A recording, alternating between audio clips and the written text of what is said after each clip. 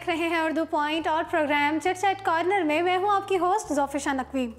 नाज़रीन, rap music या hip hop music इसका जो ओरिजिनेशन था वो तो हुआ न्यूयॉर्क और अमेरिका से, लेकिन उसके बाद कुछ ही अरसे में वो फैल गया हमारे एशिया साइड पर भी। पॉपुलरली लिसनर्स वहीं के थे, लेकिन उसके बाद ये यहाँ के नौजवान में भी काफ़ी मकबूल हुआ म्यूज़िक का ये जॉनरा। इसी वजह से इंडिया में भी इस पर फिल्म बनाई गई गली बॉय के नाम से, जो कि काफ़ी हिट हुई, लोगों ने काफ़ी पसंद की और एक रैपर की ज़िंदगी पर बनने वाली फ़िल्म को लोगों ने काफ़ी दिलचस्पी से देखा भी। तो आज हमारे प्रोग्राम में आपके साथ हम आपको इंट्रोड्यूस कराएंगे पाकिस्तान के गली बॉय से। जी हाँ, हमारे प्रोग्राम में मौजूद है रैपर, चॉकलेट की नहीं, टॉफ़ी की नहीं, बल्कि रैप म्यूज़िक के रैप आर्टिस्ट क्रूज़ी। तो आइए खुशामदीद कहते हैं प्रोग्राम में। अस्सलाम वालेकुम। वालेकुम अस्सलाम। कैसे हैं क्रूज़ी आप? अल्लाह का शुक्र, आप सुनाएं। अल्लाह का शुक्र, मैं भी ठीक। अच्छा, सबसे पहले आपके नाम पे ही बात कर लेते हैं। क्रूज़ी, क्या मतलब है क्रूज़ी का, और क्या ये नाम आपने खुद ही रखा है या आपके घर वालों ने शुरू से आपका नाम ही क्रूज़ी रखा था? नहीं, नाम तो मेरा असल में ताहा ही था और ताहा ही रखा गया था। ये बिल्कुल ऐसे था कि मैं अपनी स्कूल एज में रैप से बहुत ऑब्सेस था, तो मैं चलते फिरते जो है वो हर टाइम राइम्स जो है कर रहा होता था, तो अक्सर लोग समझते थे मैं अपने आप से बातें करता हूँ।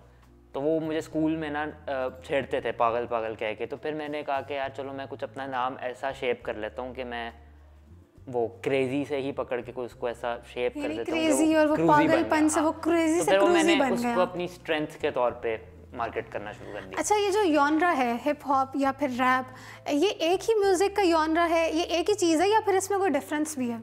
Basically rap hip hop culture का एक एलिमेंट है। हिप हॉप कल्चर के 4 एलिमेंट्स हैं बेसिकली, उसमें से एक रैप है। अच्छा, अगर इसके हम ओरिजिन देखते हैं, इसका तो वही न्यूयॉर्क में था और अमेरिका में था, उसके बाद ये एशिया साइड पे भी ट्रैवल किया और बहुत पॉपुलर हुआ यहाँ के लोगों में भी। तो वो कौन से रैप आर्टिस्ट थे जिनकी वजह से इस तरफ भी ये म्यूज़िक का जॉनरा इतना पॉपुलर हुआ और लोग इसके दीवाने हुए? देखें, सबसे पहले हमें ये बात क्लियर रखनी चाहिए कि रैप इतना मकबूल बाय डिफ़ॉल्ट क्यों था। वो इसलिए था क्योंकि रैप हमेशा से एक टूल यूज़ किया गया है as a voice of the voiceless. अच्छा। अमेरिका में 1970s और 80s में जब ब्लैक नेशनलिज्म बहुत पीक पे था, तो उन्होंने हिप हॉप म्यूज़िक को बेसिकली अपना एक वोकल टूल यूज़ किया।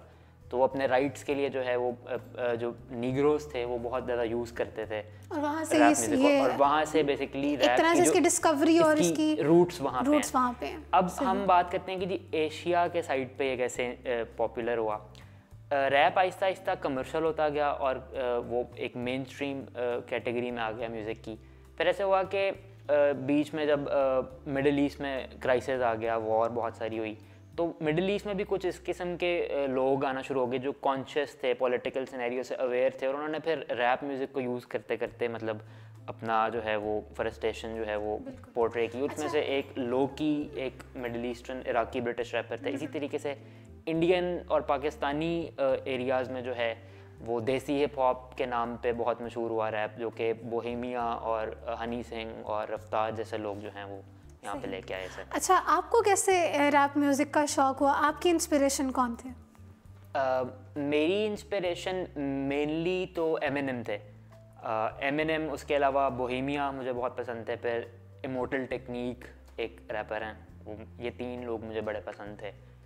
और इनकी रीज़न बेसिकली ये थी कि मैं हमेशा से कोई ऐसा म्यूज़िक सुनना चाहता था जो मेरी एग्रेशन को चैनलाइज कर सके, और वो हमेशा जो है वो रैप में थोड़ा बहुत एग्रेशन का एक एलिमेंट होता है। बारे में वैसे जब सोचते हैं ना, तो एक अजीब से एनर्जी इंसान को अपने अंदर फील होना शुरू हो जाती है। तो जो लोग अग्रेसिव हैं तो उनको चैनलाइज करने के लिए यकीनन ये बेहतरीन फॉर्म रही होगी। अच्छा, यहाँ मैं आपसे दरख्वास्त करूँगी कि हमें एमिनेम का ही कोई रैप गाना आप सुना दें। ये आपने वैसे काफ़ी मुश्किल सवाल मुझसे पूछ लिया है। अब ऐसे है कि एमिनेम को सुने हुए बहुत अरसा गुजर गया है, मतलब अब जाहिर सी बात है कि अब नया म्यूज़िक आ रहा है, नया म्यूज़िक सुनते हैं। एमिनेम के काफ़ी गाने मुझे याद थे। अब एक शायद आपने सुना हो, love the way you lie, बड़ा मशहूर उनका गाना है, बहुत मशहूर गाना। फिलहाल ये है कि बीट वगैरह नहीं है, तो मैं वैसे ही उसका जो है रैप कर लेता हूँ। I can't tell you what it really is. I can only tell you what it feels like. And right now there's still a knife in my windpipe. I can't breathe but still fight. Well, I can't fight as long as the wrong fit is like a man flight. High off my love, drunk on my hate. It's like in huffing pain. The love of the more I suffer, I suffocate. And right before I'm about to drown, she resuscitates me. She freaking hates me, and I love it. Wait, where you going? I'm leaving you. No, you ain't come back. We're running right back. Here we go again. It's so insane, cause when it's going good, it's going great. I'm Superman, but the winner is back. Just Lois Lane, and when it's bad, it's awful. I feel so ashamed. I snap, who's that dude? I don't even know his name. I laid hands on it. I never took to low again. I guess I don't have my own strength. Just gonna stand there. अब वो आगे रेहाना वाला part मैं गा नहीं सकता. बहुत खूब, बहुत खूब. आपने अपना पहला गाना कब लिखा था? क्योंकि आप लिखते भी हैं रैप खुद से म्यूजिक अपना. आपने जिस तरह अभी मेंशन किया ना कि गली बॉय आई इंडिया में बैटल रैप के ऊपर, इसी तरीके से 2002 में अमेरिका में एक मूवी आई थी जिसके एमिनेम ने खुद एक्ट किया था. उसका नाम था 8 माइल. 8 माइल भी बेसिकली इसी तरीके से थी कि एक रैपर की ज़िंदगी में थी, कैसे वो बैटल करता है और अपने आप को फेम तक ले जाता है. तो उस मूवी में जो पहली बैटल एमिनेम करता है ना, उसमें वो हार जाता है. तो मैंने अपने आप को एमिनेम की सिचुएशन में डाला और 2012 में मैंने अपने आप को एमिनेम समझते हुए पहला रैप लिखा. 4 दिन पहले आपका एक और गाना भी रिलीज़ हुआ है, फसाद. और यहाँ पे नाज़रीन आप सोच रहे होंगे कि इनके चले एनक की तो समझ आती है, लेकिन जो इनका मास्क है उसकी क्या वजह है. तो ये सस्पेंस भी हम आपके सामने खोलने जा रहे हैं. हाल ही में कुछ दिन पहले आपका गाना रिलीज़ हुआ है फसाद के नाम से. उसके बारे में आप क्या कहेंगे, और उस गाने के साथ आपके मास्क की और आपके इन ग्लासेस की क्या रिप्रेजेंटेशन है, वो भी आप हमारे ऑडियंस के साथ शेयर करें. देखें, मैं हमेशा से इश्यूज़ में और सोशल इश्यूज़ में और पॉलिटिकल क्राइसिस में बड़ा इंटरेस्टेड रहा हूँ, और मेरी कुछ पढ़ाई भी इस किस्म की है. तो मैं ये समझता हूँ कि इंसान को अपना आर्ट यूज़ करना चाहिए इस किस्म के इश्यूज़ को पोर्ट्रे करने के लिए. और उसके लिए मैं ये समझता हूँ कि मैंने एक जगह ये पढ़ा था कि if you give man a mask he tell you the truth. तो अब फसाद जैसे कि नाम से ज़ाहिर होता है कि इस गाने के लिए जो है मैंने बहुत मेहनत की है. लाइक फॉर इंस्टेंस मैंने कोई ये जब दिसंबर में 2014 में जब स्कूल अटैक्स हुए थे, तब मैंने लिरिकल कंटेंट इसका लिखना स्टार्ट किया हुआ था. बीच में बहुत मिसहैप्स हुए और ये गाना नहीं बन सका. तो फ़िलहाल फाइनली 23 मार्च को मैंने कहा कि यार इसको मुझे रिलीज़ करना चाहिए.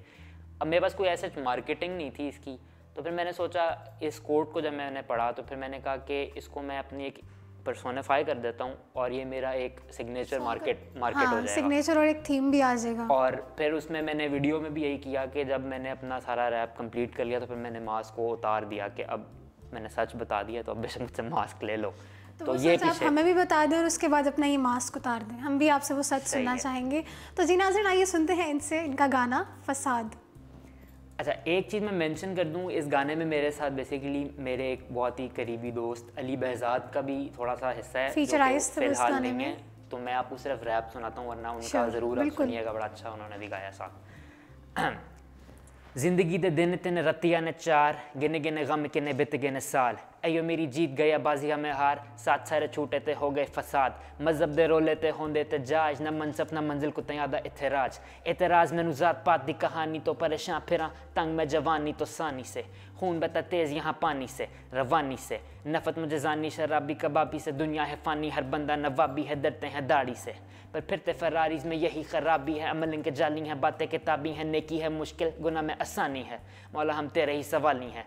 कत्ल है चोरी ज़नाकारी सरेआम है, जानवर सी अवाम. जुल्म ज़यादती ये कुफर निज़ाम, डरता नहीं खुदा से गुनाह करता खुलेआम. हाँ, मुर्दा है ज़मीर यहाँ मरते इंसान. भुला चुका कुरान को हर बंदा बेईमान. अकड़ता है तू शान पे, कमज़ोर है तेरी जान. बदकारी फखाशी हुई ज़िंदगी हराम. है शिया है सुन्नी पर नहीं को मुसलमान. है सिंधी बलोची हैं पंजाबी और पठान. आपस में लड़ दे कित्थे रह गया Pakistan. I never understand what they did to Pakistan, what they did to Pakistan. कित्थे रह गया इंसान. अभी सच्चाई के बाद मास्क ऑफ. Thank you.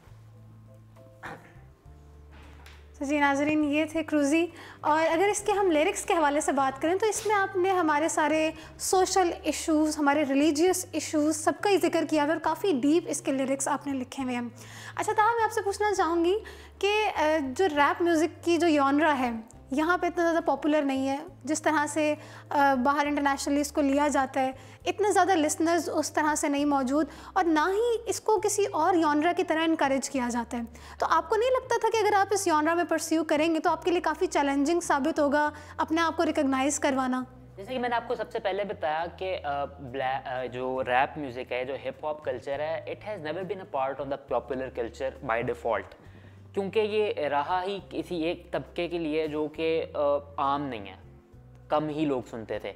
जिस तरीके से पॉपुलर म्यूज़िक है वो हर बंदा सुन रहा है, कमर्शियल म्यूज़िक हर बंदा सुन रहा है, रैप कभी भी आम बंदे के लिए नहीं था। और यही वजह है कि इसकी जो रूट्स हैं वो लिमिटेड लोगों के लिए हैं, जो लोग पॉलिटिकल नॉलेज रखते हैं, जो लोग मसाइल के बारे में अवेयर हैं। लेकिन आजकल ऐसे है कि रैप को भी कमर्शलाइज कर दिया गया है।